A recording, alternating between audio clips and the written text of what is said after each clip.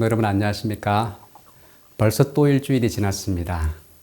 이번 주는 제9과 주제는 contrary passages, 반대되는 구절들입니다. 의미상 보면은 충돌하는 구절 혹은 오해되는 구절들로 보는 것이 더 적절할 듯한 느낌이 듭니다. 이번 주 교과를 간략하게 요약하자면은 사실상 몇몇 오해의 소지가 있는 구절들을 다루고 있습니다. 부자와 나사로 이야기, 오늘 나와 함께 낙원에 있으리라는 주님의 약속, 세상을 떠나서 그리스도와 함께 입고 싶은 바울의 이야기, 그리고 옥에 있는 영들에 대한 기도와 제단 아래 영혼들에 대한 언급, 이런 구절들입니다. 언뜻 보기에는 지금까지 우리가 배운 것들과는 모순적인 것 같습니다. 과연 이 구절들과 성경 전반의 가르침을 어떻게 조화시킬 수 있을지 한번 살펴보도록 하겠습니다. 먼저 기억절을 읽겠습니다. 요한복음 5장 39절입니다. 너희가 성경에서 영생을 얻는 줄 생각하고 성경을 연구하거니와 이 성경이 곧 내게 대하여 증언하는 것이니라. 기독교 신앙에 대한 오해가 하나 있습니다. 그것은 무조건 믿기만 하면 된다는 생각이죠. 교회에서 통성기도하고 믿습니다. 아멘. 하면은 모든 게 끝난다고 생각하는 사람들이 많이 있습니다. 영문도 모른 채 그저 믿기만 하라는 것이 기독교 신앙의 본질일까요? 절대 그렇지 않습니다. 기독교 신앙은 막무가내로 믿으라고 하지 않습니다. 지난번에도 언급했듯이 죄지은 인간에게 하나님이 하신 첫 번째 행동은 아담아 네가 어디 있느냐는 질문이었습니다. 하나님은 질문뿐 아니라 심지어 의심을 갖는 것까지 참아주시는 분이십니다. 손에 못자국과 허리에 창자국을 확인하기 전에는 믿지 않겠다고 했던 도마를 기다려주신 분이 바로 하나님이시죠. 성경은 우리에게 결코 막무가내로 믿을 것을 요구하지 않습니다. 그래서 베드로는 너희 속에 있는 소망에 관한 이유를 묻는 자에게는 대답할 것을 항상 준비하라고 권면하고 있죠. 바울도 너는 말씀을 전파하라. 때를 얻든지 못 얻든지 항상 힘쓰라. 범사의 오래 참음과 가르침으로 경책하며 경계하며 권하라고 말하고 있습니다. 왜냐하면 바른 교훈을 거부하려고 하기 때문이죠. 다양한 질문들과 도전들을 상대하기 위해 성경을 우리는 부지런히 연구해야 할 것입니다. 그런데 성경을 읽다 보면 우리가 믿는 신앙과 조화되는 내용뿐만 아니라 조화되지 않는 듯한 구절들도 많이 만나게 됩니다. 어떤 때는 도저히 이해가 안 되는 부분들도 있습니다. 이럴 때 우리는 어떤 선택을 해야 할까요? 그 구절들은 그냥 버려버릴까요? 책 전체가 만약 그렇다면 어떻게 해야 할까요? 예를 들어 개혁자 마르틴 루터도 믿음으로 말미암는 의의 교리를 발견한 후 로마서와 갈라디아서는 최고의 성경으로 인정했지만은 야고보서는 지푸라기 서신이라고 할 정도로 경멸했습니다. 어느 정도였느냐 하면 그가 1522년에 번역한 독일어 신약 성경에서 이 책은 아예 제외시켜 버렸어요. 성경을 최고의 권위로 인정하며 솔라 스크립투라 원칙을 고수한 루터도 아이러니하게도 전체 성경의 맥락에서 이해하는 토타 스크립투라 원칙은 무시했다는 것이죠. 성경 내용이 마음에 안 들거나 이해가 안 된다고 버려서는 안 됩니다. 그것이 책 전체이든 일부이든 말입니다. 모든 성경은 하나님의 감동으로 된 것이기 때문이죠. 따라서 성경은 토타 스크립투라의 원칙에 따라 전체 맥락에서 읽고 해석해야 합니다. 신학이 하는 일이 바로 그런 일이죠. 성경의 방대한 정보들 속에는 심지어 모순되는 것처럼 보이는 것들도 있는데 이것을 체계적으로 살피고 이해하는 것을 신학이라고 합니다. 천연계를 보면은 정말 무질서한 정보들이 쏟아져 나옵니다. 그것을 체계적으로 정리한 것을 과학이라고 이야기하죠. 성경을 읽고 하나님의 뜻을 체계적으로 이해하고자 하는 모든 시도를 우리는 신학이라고 할 수 있습니다. 그런 의미에서 우리 모두는 신학자들입니다. 모두가 다 신학대학교에 들어와서 공부하진 않더라도 그런 자세로 성경을 대한다면 우리들은 다 신학자들입니다. 이번 주에는 지난 몇 주 동안 다루었던 주제와 모순되는 듯한 대표적인 구절들을 중심으로 연구해 보도록 하겠습니다. 이 일을 할 때는 특별한 주의가 요구됩니다. 인내와 사랑의 정신으로 하는 것이죠. 예수께서 훌륭한 모본을 보여주셨습니다. 엘렌 화이트도 이렇게 이야기합니다. 그리스도께서는 진리의 말씀은 하나도 감추지 않으셨지만 항상 그것을 사랑으로 말씀하셨다. 예수께서는 무리하시거나 쓸데없이 가혹한 말씀을 하시거나 민감한 자에게 공연한 고통을 주신 일이 전혀 없으셨다. 그는 인간의 약점을 비난하지 않으셨다. 사람들이 영혼 불멸설을 지지하기 위해 사용하는 대표적인 구절 몇 개를 살펴보겠습니다. 첫째는 부자와 나사로의 비유입니다. 얼핏 보기에 부자와 나사로 이야기는 사후세계에 관한 이야기처럼 보입니다. 그런 오해의 소지가 분명히 있습니다. 과연 그럴까요? 사후세계에 관한 문자적인 묘사가 아닌 이유를 찾을 수 있습니까? 우리가 잘 아는 이야기니 누가복음 16장 16절부터 31절의 내용을 다 읽지는 않겠습니다. 한 부자와 거지 나사로가 등장합니다. 병든 나사로는 부자의 집 대문에 누워서 부자의 상에서 떨어지는 것으로 연명하다가 결국 둘 다 죽게 됩니다. 나사로는 천사들이 아브라함 품으로 데려가고 부자는 음부에서 고통을 당하게 되죠. 음부에서 아브라함의 품에 있는 나사로를 보고 부러워합니다. 그리고 아브라함에게 나는 나를 긍휼히 여기사 나사로를 보내어 그 손가락 끝에 물을 찍어 내 혀를 서늘하게 하소서. 내가 이 불꽃 가운데서 고민하나이다 라고 간청합니다. 이때 아브라함이 너는 살았을 때에 내 좋은 것을 받았고 나사로는 고난을 받았으니 이것을 기억하라. 이제 저는 여기서 위로를 받고 너는 고민을 받느니라고 대답합니다. 어떤 이들의 주장처럼 이것을 죽은 자의 상태로 해석할 경우 어떤 문제가 발생할까요? 첫째, 하늘과 지옥은 서로 대화가 가능할 정도로 가까이 있어야 한다는 문제가 발생하게 되죠. 두 번째는 사후 세계에서 몸은 무덤에 누워있지만 눈과 손가락과 혀를 가지고 있을 뿐 아니라 목마름까지 느끼는 의식을 가진 영혼이 있음을 인정해야 할 것입니다. 만일 이 말씀이 사후 세계를 문자적으로 묘사하는 것이라면 무슨 일이 생길까요? 천국은 결코 천국일 수 없습니다. 왜냐하면 구원받은 자들이 자신들의 사랑하는 이들의 고통을 가까이서 지켜봐야 하기 때문이죠. 보기만 하지 않고 대화까지 한다면 이곳이 지옥이 아니고 무엇이겠습니까? 부모가 사랑하는 자녀들이 고통당하는 것을 보며 어떻게 행복할 수 있단 말인가요? 따라서 오늘날 많은 신학자들은 부자와 나사로의 이야기는 단지 비유일 뿐 이야기의 모든 부분을 문자 그대로 받아들일 수 없다고 인정합니다. 조지 레드는 비록 재림교인 신학자는 아니지만 다음과 같은 말을 통해서 마치 재림교인 신학자인 것처럼 이야기합니다. 이 이야기는 당시 유대인들이 갖고 있던 생각을 이용한 비유로서 죽은 자의 상태를 가르치기 위해 기록된 것이 아니다. 부자와 나사로의 이야기는 적어도 두 가지 교훈을 줍니다. 첫째, 현재의 신분이나 사회적 평가가 미래를 결정하지 않는다는 것이죠.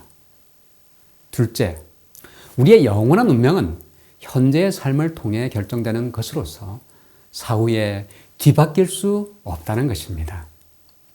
엘렌 화이트는 다음과 같이 이야기합니다. 이 비유는 그리스도께서 유대인의 입장에 서서 말씀하셨다.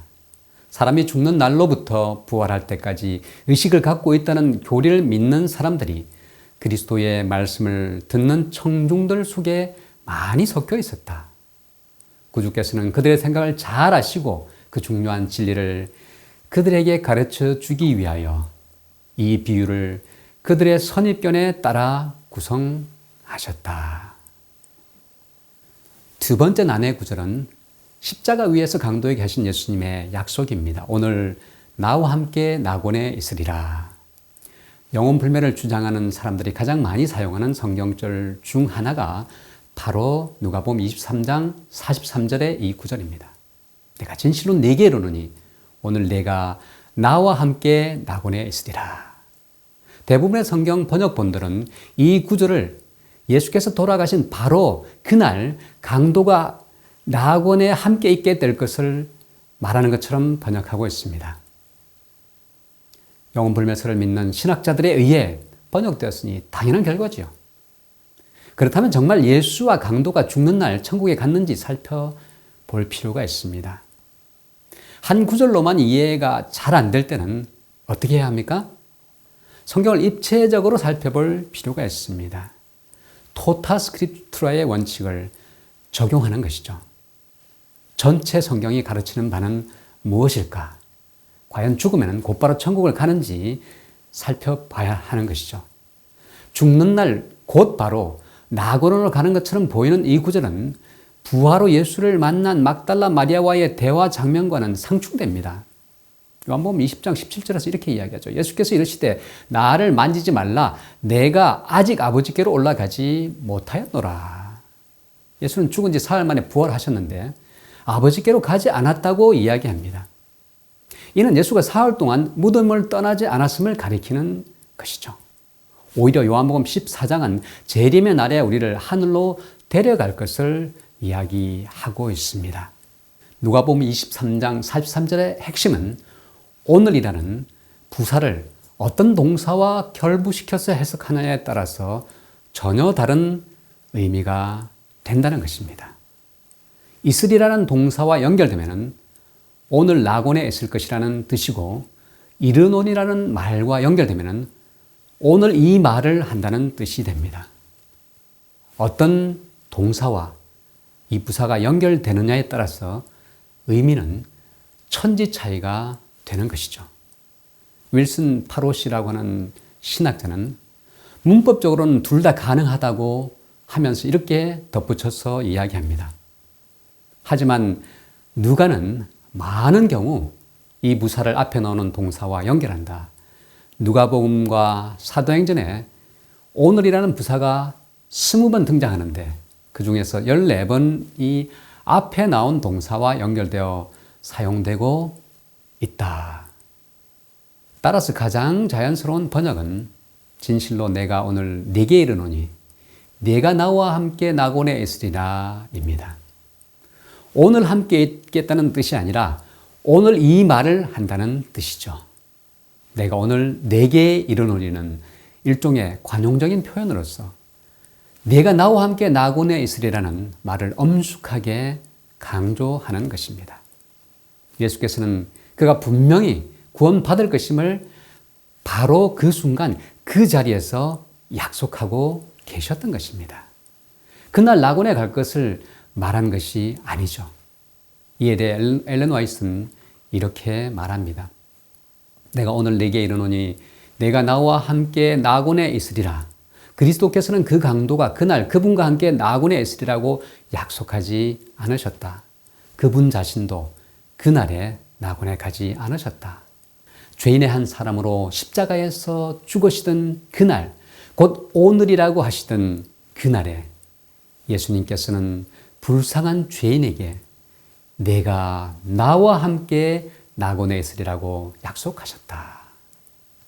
한편 강도의 구원받은 이야기는 구원에 있어서 인생 역전으로 오인될 수 있는 것입니다. 마음대로 살다가 마지막 순간에 회개하면 이 얼마나 탁월한 선택인가요?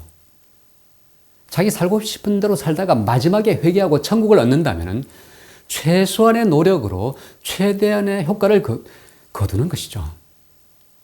마지막 한 방으로 구원을 얻을 수 있다는 생각은 특별히 청년들에게 매력적으로 들릴 수 있습니다. 그런데 한 가지 문제가 있습니다. 마지막 순간이 언제인지 모른다는 것이죠. 그리고 마음대로 살다 보면 마지막 순간에 갑자기 예수께로 돌아오는 일도 없습니다. 강도도 마지막 순간에 갑자기 결심한 것이 아니었습니다. 성령께서 계속 그에게 말씀하실 때에 그가 조금씩 마음의 문을 열고 있었던 것이죠. 다음은 빌립보서 1장 23절에 나오는 바울의 이야기입니다. 내가 그 둘 사이에 끼었으니 차라리 세상을 떠나서 그리스도와 함께 있는 것이 훨씬 더 좋은 일이라 그렇게 하고 싶으나. 여러분, 이 말을 언뜻 보면은 세상을 떠나면 곧 바로 그리스도의 품으로 가는 것인 양 오해할 수도 있습니다. 하지만 이것은 바울이 차라리 세상을 떠나서 그리스도와 함께 있고자 하는 그의 바람을 이야기하는 것이죠. 바울은 우리가 이미 살펴본 바와 같이 영혼 불멸을 믿지도 가르치지도 않았습니다. 그는 부활에 대해서 확증하고 있죠. 바울은 믿고 죽은 자들을 자는 자들이라고 이야기하며 그들이 부활할 것을 말하고 있습니다. 죽으면 곧바로 천국으로 가진 않더라도 실제로 그리스도 안에 죽은 그 당사자들에게는 죽음 다음 순간이 바로 부활의 때이기 때문에 곧바로 가는 것이나 다름없게 느껴질 겁니다. 즉 죽음은 세상을 떠나 그리스도와 함께 있는 것이나 다름이 없는 것이죠. 그리스도와 함께 있고 싶은 그의 바람을 표현한 것이지 죽은 즉시 천국으로 간다는 말을 한 것은 아닙니다. 다음은 앤드루스 스터디 바이블의 설명입니다. 바울은 문제 가득한 현재의 삶을 벗어나 그리스도와 함께 있고 싶은 소망을 말로 표현한 것이다. 여기서 바울은 자신의 죽음과 예수님의 재림 사이에 존재하는 시간 간격을 말하지 않는다. 이 구절은 바울이 죽음과 동시에 하늘로 가리라고 기대했다고 가르치지 않는다. 그는 재림의 때까지 자신의 상급을 받지 못할 것임을 분명히 알고 있었다. 그렇다면 바울이 사는 것보다 죽기를 더 원했던 이유는 무엇일까요? 마침내 자신이 겪고 있던 모든 문제로부터 쉼을 얻을 수 있었기 때문입니다. 그는 재림의 때 의의 면류관을 받게 되리라는 확신을 가지고 있었지요. 바울은 죽고 싶진 않았지만 자신의 죽음 뒤에 무엇이 기다리고 있는지는 분명히 알고 있었던 것입니다. 다음 구절은 베드로전서 3장 19절인데요. 그리스도가 옥에 있는 영들에게 설교하는 이야기입니다. 3장 19절 내용을 보면 이렇습니다. 그가 또한 영으로 가서 옥에 있는 영들에게 선포하시니라. 그리스도께서 어떻게 노아의 때에 살던 옥에 있는 영들에게 설교를 하셨을까요? 영혼 불멸을 믿는 신학자들은 예수께서 무덤에서 쉬시고 계시는 동안 영으로 가서 옥에 있는 영들에게 설교하셨다고 주장합니다. 예수의 몸을 떠난 영이 지옥으로 가서 홍수전 사람들의 영들에게 설교하셨다는 말이죠. 이 구절만 보면 그런 오해를 충분히 할 수도 있을 것 같습니다. 그렇다면 몸으로부터 분리된 영들이 지옥에서 존재한다는 주장이 꽤 설득력이 있어 보입니다. 하지만 토타 스크립투라 원칙에 따르면 이것은 받아들여질 수 없습니다. 우선 영이나 영혼이 몸으로부터 분리되어 존재할 수 있는 실체가 아님을 이미 살펴보았습니다. 당연히 죽은 자들을 위한 두 번째 구원의 기회도 없습니다. 죽음은 한 사람의 존재의 끝이기 때문이죠. 부활의 날까지 죽은 자들은 무의식, 무활동, 무존재의 상태, 곧 흙으로 돌아가 있기 때문입니다. 예수께서도 이들에게 설교하신다는 것도 말이 안 되는 이야기죠. 이들이 지옥에 가 있지도 않거니와 예수께서 설사 가 있다고 해도 더 이상 구원받을 기회도 없는 자들에게 설교하실 이유도 전혀 없기 때문입니다. 또한 예수께서 설사 영으로 지옥에 내려가셨다 하더라도 굳이 그들만 기별을 들을 이유도 없습니다. 그들과 함께 지옥에서 불타고 있던 다른 멸망당한 사람들도 있었을 테니까 말이죠. 영으로 가셨다는 말씀은 성령을 통해서라고 이해하는 것이 가장 적절할 것입니다. 또 다른 해석도 있습니다. 노아의 때 불순종했던 타락한 천사들에게 설교하셨다는 주장이죠. 이것도 말이 안 됩니다.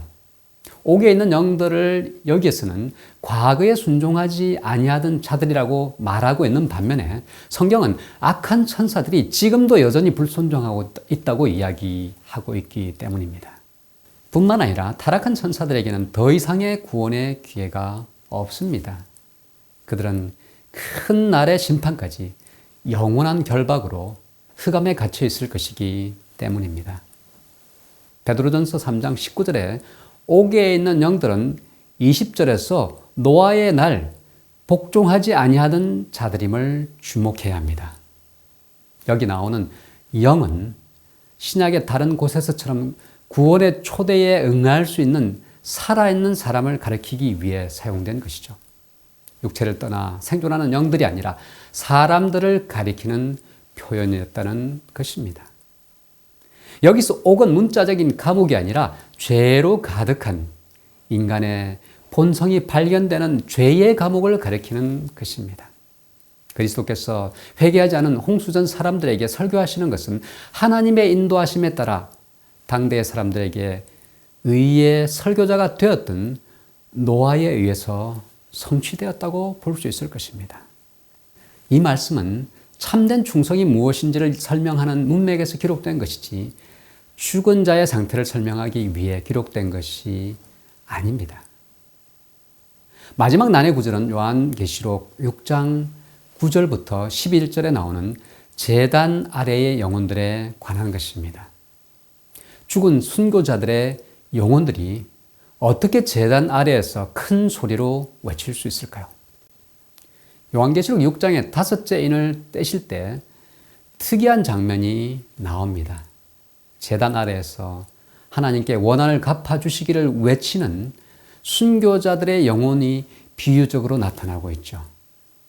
이 제단이 향단이라고 주장하는 사람도 있지만 오히려 제물의 피가 부어졌던 번제단을 떠올리게 합니다. 제물의 피가 제단에 뿌려졌던 것처럼 순교자들의 피가 하나님의 제단에 부어진 것을 상징적으로 가리키는 것이죠. 제단 아래에 있는 영혼들이란 표현 또한 상징적입니다. 영혼들이란 표현을 문자 그대로 받아들인다면 순교자들이 전혀 행복해 보이지 않는데 그 이유는 원한 갚아주시기를 외치고 있기 때문입니다. 하늘 장면과는 거리가 먼 묘사들이죠. 재림교회 성경주소는 이렇게 이야기합니다. 거기에는 흰색, 붉은색, 검은색, 청황색 말을 타고 전쟁에 나가는 존재들이 없다. 예수는 거기서 칼의 상처를 입고 피를 흘리는 어린 양의 모습으로 나타나지 않는다. 네 생물들은 기록된 짐승의 특징들을 지닌 실제적으로 날개에 달린 생물들을 나타내지 않는다. 마찬가지로 하늘에는 제단 밑에 있는 영혼들이 없다. 광경 모두는 위에서 기록한 영적 교훈을 가르치기 위해 시각적으로 표현된 상징이었다. 조지 레드라는 신학자는 이렇게 이야기합니다. 여기에서 제단은 희생의 피가 부어진 희생제단이다.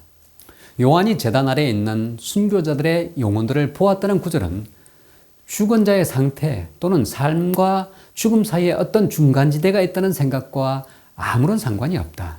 그것은 그저 그들이 하나님의 이름을 위해 순교당했다는 사실을 보다 더 선명하게 표현한 것뿐이다. 비재림교인 신학자도 순교자들의 영혼에 대한 기록을 죽음 후의 인간 상태를 말한다기보다는 오히려 순교를 강조하기 위한 것이라고 이야기하고 있습니다. 5째 인에 등장하는 제단 아래의 영혼들은 하나님을 위해 살다가 죽은 순교자들을 상징하는 것으로서 마침내 하나님에 의해 정의가 실현될 것임을 보여주는 것입니다. 화이트 여사도 이렇게 이야기합니다. 5째 인을 떼실 때 요한은 이상 중에 한 무리의 사람들이 제단 아래에 있는 것을 보았는데 그들은 하나님의 말씀과 예수 그리스도의 증거로 인하여 죽임을 당한 영혼들이었다. 이 장면이 지나가고 난 후에 계시록 18장에 묘사된 장면이 나왔다. 그때 참되고 충성스러운 사람들이 바벨론에서 부름을 받고 나왔다. 오늘 우리는 죽은 자의 상태에 대해 우리가 가진 기존 생각과 충돌하는 듯한 몇몇 본문들을 살펴보았습니다. 본문들만 단편적으로 그리고 피상적으로 보면은 분명 오해의 소지가 있어 보입니다. 하지만 성경 전체 맥락에서 보는 토타 스크립트라의 원칙에 따라 자세히 읽어보니까 이들이 영혼 불멸설이나 지옥을 결코 가르치지 않음을 보게 됩니다. 죽은 다음에 우리에게 제2, 제3의 기회가 주어지진 않는 것입니다. 성경은 연옥 같은 데서 기다리다가 천국으로 갈 수 있다고 가르치지도 않습니다. 죽음은 모든 것의 끝입니다. 이 말은 오히려 지금 우리의 삶이 얼마나 소중한지를 보여줍니다.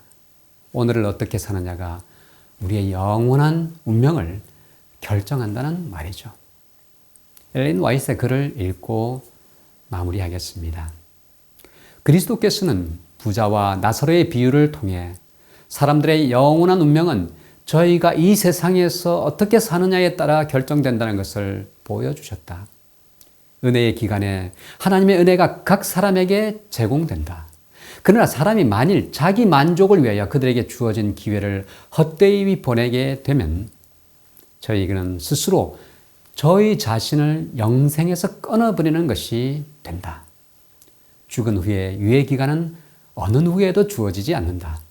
저희는 저희 자신의 선택으로 저희와 하나님 사이에 건널 수 없는 깊은 골짜기를 만든다.